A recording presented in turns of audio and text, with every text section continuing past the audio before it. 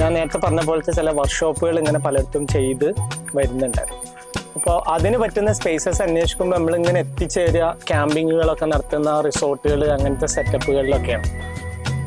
അപ്പോഴും നമ്മൾ ചെയ്യുന്ന വർക്കും ഇതിൻ്റെ വാല്യൂയും കൂടെ അങ്ങോട്ട് പൂർണ്ണമായിട്ട് അലൈൻ ചെയ്യാത്ത കുറച്ച് പ്രശ്നങ്ങൾ ഇങ്ങനെ നമുക്ക് എവിടെയെങ്കിലുമൊക്കെ കാണും. പക്ഷെ അതിനൊരു പരിഹാരമായിട്ടാണ് എനിക്ക് ഈ ഒരു സ്പേസ് ഫീൽ ചെയ്തത്.